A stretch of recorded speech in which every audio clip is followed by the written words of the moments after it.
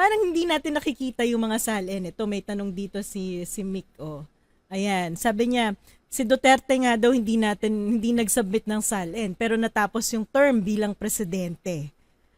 Yun nga po eh, 'di ba? Yun nga po. Kulang sa ngipin ano, kulang sa ano. Mm. Eh kasi naman hindi ka naman pwedeng kasuhan while you are the president. Tama ba ako, 'di ba? Kasama yun Yes, sa yes, yes. Oo. okay. Pero totoo yun. Kasi dapat kung hindi ka nag-file ng salin, talagang remember sa confirmation ng public official, tanda mo yun. Mm. Unang Mm. hahanapin ng salin, 'di ba? At Mm. saka So may talagang panahon na hmm, medyo may sensitivity pa ang ng mga tao sa gobyerno. Meron oo. pang pag-iisip na may responsibilidad mag-disclose ng information, 'di ba? Kaya lang 'di ba nabasa natin yun, Prof. Shelo, pinagbawal yung access sa salin. Ano? Sino ba Yes. nagbawal? So panahon ni Ombudsman Martires, nag-evolve yung policy tungkol sa SALN. Maraming pagbabagong nangyari nung 2016 ng panahon ni Duterte. Prior to that, oh, 'di ba Buti yun na nga wala yung yung time na maraming lifestyle check. Actually, in fairness, yung maraming lifestyle check pala na yun, panahon ni GMA. Nung true. simula. Marcelo as Simula. ombudsman. 'Di ba? Hmm, Because we have Ombudsman Marcelo at that time. true. Nagsisimula yung term niya kasi malaking issue ng korupsyon noon panahon ni Erap eh. Sa Sure. pagpasok ni GMA, syempre, kailangan mukhang malinis. Pakitang Ang gilas. daming, yes, pakitang gilas tayo. Tapos okay si Ombudsman Marcelo at that time. Ang daming lifestyle check na nangyari sa BIR, sa customs. At naalala ko noon, PCIJ. Marami rin silang ginawang expose. Nandun yung mga pictures, kung sino yung may-ari ng mga bahay na to, yung mga luxury vehicles ng mga officials and empleyado ng BIR, nakapost yan. Yung pala yung tanong ko din, Heidi. Ay, Commissioner Heidi. Paano yun? Halimbawa, ako, may kapitbahay ako, tapos ang laki-laki ng bahay niya, tapos ganito siya sa gobyerno. Kanino ko pwedeng i-submit yun? Kuwari, pinipicturean ko siya. Siya talaga yung gumagamit eh. Siya yung beneficial owner ng property na to. At alam ko na simula nung nagtrabaho siya, sa gobyerno na siya nagtatrabaho. Tapos halimbawa, hindi naman ganun kataas yung posisyon niya, pero yung bahay niya may elevator. Ganun ba? Kasi hindi Oh, mawawala yan eh. Totoong kwento yan, di ba? So anong magagawa ko bilang citizen kapag may mga okay. ganyan akong Bago mo kapitbahay? sagutin yung katanungan mo, pipikapin ko lang yung sinabi mo kanina na ito yung panahon ni GMA, ito yung panahon ni Ombudsman Marcelo, di ba? And Yes, then yes. ito ng PCIJ. So merong kakaiba nung panahon na yon. Kanina nabanggit natin yung kakaiba ng 2016, ano?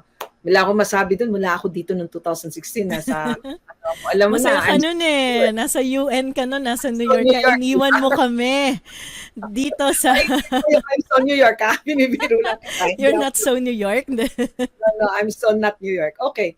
Ito yung panahon ni President Marcelo, ito yung panahon ni former President GMA. Ito rin ang panahon ng PCRJ kasi ito yung panahon ng tinatawag na investigative journalism. Ano, Yes. diba? Yan, napakalaking tulong ng media doon, no? Pangalawa, ito yung panahon na maraming na-recruit si Ombudsman Marcelo na mga idealistic ba? Anong tawag doon? Mga makabayan, mga mahusay. Mga, Mm. mga ano to, mga investigador, no? Mga At na inspired at saka woke. mga style para Ah, makapag-gather ng information. Pero ilalagay ko sa konteksto, sasagutin ko muna yung tanong mo, kanino pwedeng i-file? Actually, technically, generally, sa ombudsman yan, di ba? mhm. Pero kung meron kang halimbawang tinatawag na integrity office sa isang opisina, kunyari, merong internal audit, merong tinatawag na parang resident ombudsman, di ba? Pwedeng ipadala doon, di ba? Kaya So lang hindi nga, mo kailangang i-identify yung sarili mo, 'di ba? kailangan, hindi Pwede kayo siyang blind letter na ipapadala mo na may tawag natin documentation. anonymous, 'di ba? Oo, hindi Yes, yung oo. anonymous na singer, 'di ba? Yung Yes, anonymous yes, na bata. yes. Parang wala kang Oo. pangalan kasi natatakot ka, pero padala mo kunyari Correct. picture. Pero pwede ba akong magdagdag? Baka naman Mm. pwedeng, huwag kayong mag-selfie ha, kasi makikita yung puwede bang puwede 'pag pinadala niya yung picture kumpletuhin. Para bang Mm. lalagay niyo saan itong lugar na ito, ano, paano puntahan, ganyan. At yung added information, kunyari, sino ba ang nakatira diyan? Baka naman Mm. si ex ano or something, 'di ba? Sino nakatira diyan? Tapos, kailan binili yan? O in other words, kailan mo nalaman na nag-start siyang tumira diyan? At may Gamitin. tawag na yung mga beneficial use, 'di ba? Kunyari Yes, sa yes. Pero alam nila yan, di ba? Hindi kay ano Yeah. yan, pero ang tumitira dyan, ganyan. In other words, talagang full information yung hinihingi natin. Ano? Kaya lang, sabi ko, Mm. depende yan kung gaano ka-committed yung ating mga mamamayan. Pero may kwento lang ako na medyo funny. Nung panahon nila, nung iniimbestigahan ito, meron ka merong mga nagpanggap na manliligaw, niligawan yung nagtitinda sa harapan ng bahay na kinikasing, di ba? Hanggang sa, syempre, yung nasa harapan, alam niya kung ilang beses pumupunta si ganito, ano-ano ang kotse, complete with a color, di ba? Pero syempre, hanggang sa sila ay nagka-boyfriend and girlfriend na, di ba? Meron ding pumasok na parang mailman, di ba? Nagdi-deliver ng mga letter. In other words, Mm. maraming malikhaing pamamaraan kung paano pwedeng makasali ang mga ordinaryong mamamayan. Ayan, pwedeng magpadala. Ang tanong natin ay, sinong titingin dito? At may interest ba Yes. yan? Mm. Mm. So, pwede Pero yung ipadala sa, halimbawa, head of agency, di ba? sa Dapat tingin ko, sinasagot yan. o kung may Mm. integrity unit nga siya, di ba? Yes. Kung Oo. may Oo. integrity unit siya, oo. Now, a lot of times sasabihin nila, hindi ho ba ito sa COA? Hindi po nagkila-lifestyle check ang COA eh. Pero, may Mm. tungtong po yung lifestyle check at yung ginagawa ng COA. Kasi yung lifestyle check, di ba, Prof. Shelo, tinitingnan mo yung hindi pagtutugma ng kanyang kita, legal na kita, at kanyang mga naipunda na asset. Ano? Ngayon, yung COA, Mm. yun yung tinitingin sa audit, di ba? Ito ngayon yung link ng tinitingnan natin na paano mo na gamit yung pera ng bayan sa mga proyekto niya. And then in the end, ililink mo ngayon, baka merong link na pwedeng makuha kung paano itong pera ng bayan na dapat para sa proyektong ito ay medyo parang kumaliwa Sa ibang bulsa pumunta. sa ibang bulsa napunta na naging pabahay, di ba? Yun Pabahay kaya, ng oo, isang ng extra na misis, ganon. exactly. So medyo ito ang challenge natin. Sabi ko Mm. nga, parati natin sinasabi, pag-iimbestiga, follow the money. But Yes. there is no such link as paano na-convert yung public funds into private funds. Yeah. Kasi nga, meron tayong bank secrecy law, di ba? Mm. At saka, napakahirap sa atin ng ano ng mga resibo. Unlike sa Amerika, di ba? Nung una sa Amerika, pag nag-taxi ka, automatic mag-i-issue ng resibo, di ba? Dito sa atin, Mm. kung hihingin mo pa, pwede, no? So, Oo. yun yung ating mga hinaharap na paghamon. Din Heidi, halimbawa, yung mga mayor. Kung halimbawa, mayor ang i-report mo, yan sa ombudsman, di ba?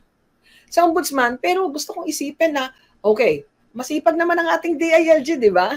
Medyo kaway-kaway sa iyong may DILG. show, baka busy sa kasi may TV show si di ba? Di idagdag natin sa kanyang DILG show, sumali secretary tayo, di ba? ngayon. Oo, sumali tayo. So ito yon, di ba? Meron silang good governance seal, meron silang mga integrity pledges, etc.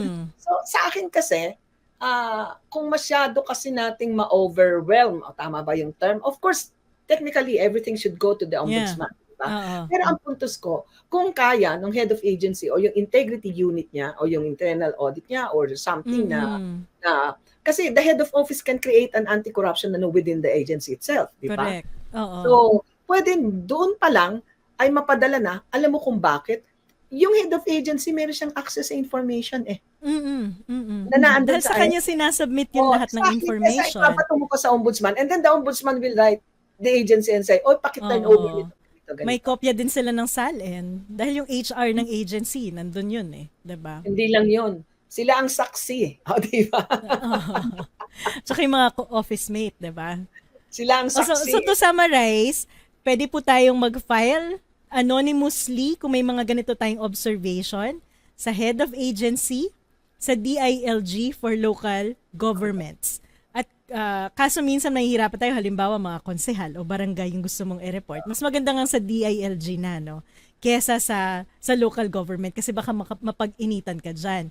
Pero, Ma'am Heidi, kanina pa iba-iba tawag ko kay Ma'am Heidi. Tita Heidi, so ano-ano yung mga maaaring indicators na bantayan natin bilang mamamayan para masabi na, mukhang karapat-dapat ko na talagang i-report itong taong to? Okay. Unang-una muna gawin nating medyo masaya. Magbantay ka sa simbahan. O yan, di ba? Kung linggo, Makikita mo, Babatayan mo kung magkano yung hinuhulog sa simbahan ba yan? ay magagalit yung mga Paano kung pangit. kuripol? Ano ka ba? Babatayan mo yung sasakyan. Bantayan mo yung sasakyan, di ba? Bantayan Oo. mo kung may driver. Kung may driver, tsika-tsikahin mo. Ginagawa kaya yun ng mga Oo. kaibigan ko. Gawa-gawa. Yung parang tipong Ganda ng kotse mo ngayon, mga oo, di ganun. ba? Alam mo, feeling ano naman yung driver pag medyo nakakausap, Oo. di ba? Uy, naman talaga, inggit naman ako sa sasakyan mo. Di syempre, ganyan. And then, Nag-iimbestiga ka na pala. oo. Puwede rin na anuhan mo saan siya nagpapaaral. Ayan, dito makakatulong ang Ah. ating mga eskuwelahan, di ba? Saka importante dito marites ka, ganun. Oo, yung mga eskuwelahan din. Kung Oo. nakikita mo, tingnan natin, pag-usapan natin yung eskuwelahan sa Katipunan. Di ba kaya nagta-traffic, isang Magkano bata, yung tuition? isang bata, isang sasakyan. Tama ka? Kaya Oo. ma-traffic, di ba? Tanungin natin, ilang araw nagpapalit ng sasakyan yan? Di Iba-iba ba? sa isang araw. Oo. Pangalawa, di ba ito yung kinikwento ko na may nagpatawag ng party, umattend. Hala, nandyan, syempre, pag mga party, alam mo na yung mga babae, pagandahan ng hikaw, pagandahan ng hairdo, So pagandahan yung ng... yung fashion show kapag kasona, pwedeng Exact. gamitin yan, 'di ba? Kung ano yung mga outfit nila, yung mga accessories na suot nila, 'di ba? Pwede rin yung mga yung mga mamahali na resort. Kaya lang, ito yung problema natin. Mm. Pag yung nag-iimbestiga walang budget, hindi makasunod. Naranasan namin yan eh. Kunyari, exclusive yung resort, di ba? Ikaw Paano kung sa kinikesing Balisin pupunta? Hindi na tayo makakapasok niyan. ka pa ng aeroplano. Hanggang bakod ka lang. But there are creative ways by which you Yeah. can, di ba? Lalong-lalo na ngayon dahil may Facebook. So ito siguro yung maganda nating pag-usapan. Mm. Prof. Shelo, kung noon sinasabi natin na merong isang ombudsman na talagang masipag at tumututok dito, nandito ang puso, meron ding mga bagong pasok, bagong recruit na talagang idealistic, meron ding investigative journalism, mga journalist na talagang mahuhusay sa pag-iimbestiga. Mainam din kung merong eskwelahan or mga Mm. alumni na Mm. sa alumni yan, nakikita mo rin yan, di ba? Yung So parang kailangan ng mas matapang na mga yung citizens na presidente magpo-point natin out parating talaga, no? nagpapalitsyon o parating nagpapalibre ng mga di ba? So ayan, pwede rin yung mga Pero this time, merong dagdag na parang pwede natin sabing advantage. Ito yung advantage ng social media, di ba? O tingnan mo, yung may Mm. nag-flex ng bahay sa alam mo na, yung may I cut Documented kasi yan eh, 'di ba? may I cut the Kung saan ka roses. nagsimula, ano yung trabaho mo dati bago ka naggobyerno, 'di ba? Kung NGO ka Yung mga or nagfe-flex, di academe ba? ka, Oo. nasa university ka, lalo na kung nasa state university ka. Tapos Oo. all of a sudden, dami mo ng bahay, Kaya ng mga Facebook, ang dami mo makikita. 'di Ginawa, ba? 'di ba? So, ang dami mong makikita sa Instagram, 'di ba? Oh, O hindi na ayan, so kasi palagay ko nahihiya ngayon sa pagpe-flex, 'di ba? exactly. So, ibalik natin 'yon, 'di ba? Yung citizens Oo. pleasure na meron magkaroon ng Kaso konting hindi na nahihiya ngayon eh. Parang yung mga tao, tuwang-tuwa sila sa ganong lifestyle. 'di ba 'Di ningil ba? tayo? Dapat naniningil tayo. 'Di ba?